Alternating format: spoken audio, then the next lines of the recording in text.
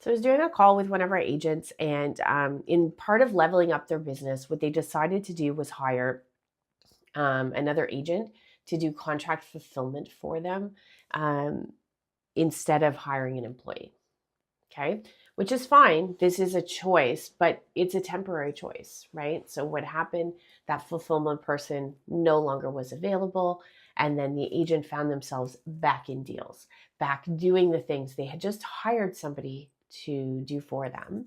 And they were struggling because they were so excited about this new direction where they were no longer going to do these things. And here we are doing the things. So they asked what my opinion of this was. My honest opinion is if you're going to treat this like a real business, hire employees. It doesn't mean you have to do that right away. Um, you can do contract employees and see how it works out and get a comfort of, who they are, who you are, is this a fit? Some of those contract employees will be temporary. They will go and build their own mortgage business. They will work with multiple mortgage brokers, and they will get too busy with some of them and go full time with just one.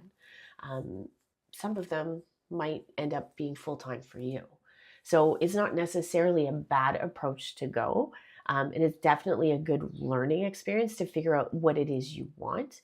But if you're going to hire employees, my recommendation was instead of hiring one full time fulfillment, to have him hire two.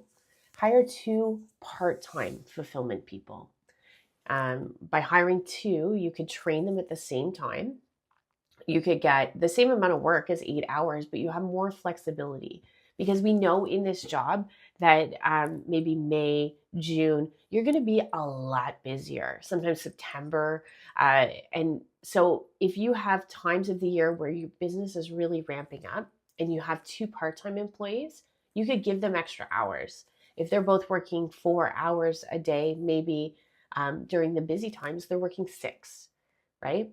Um, if somebody's off, there's always somebody covering. If somebody's sick, there's always somebody covering. If somebody leaves, right, they go get a new job, they decide they don't want to work for you anymore, you decide you don't want them to work for you, whatever the case is, somebody leaves, there's another steady person there to keep going and also to train your next person. So I've always liked the idea of having two people at the same time, hiring part time, and then ramping up from there because they may want to be part time forever. Um, there are lots of people out there who just want some hours during the time that their kids are in school. So they might be willing to do 4 hours or 5 hours. They might be willing to do extra hours, but those extra hours might be after 8 p.m. when the kids are in bed, right? Which may or may not work for your business depending on what it is you want them to do. But the idea of bringing on some part time employees is a great way to keep consistency in your business and to not have to keep doing that training over and over and over again every time somebody new comes in.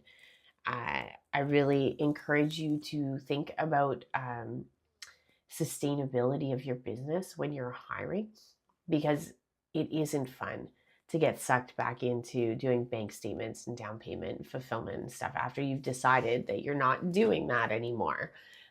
So the idea of two people who could do it so that you're never sucked back in there is really a key to your business sustainability so that you can just keep going with the marketing, with the selling, with the client contacts, whatever it is that are the needle movers in your business. The two people approach, it really does build redundancy into your business, which is a really good benefit to you to have consistency and streamline things and not have to worry about bank statements again. So I hope that helps.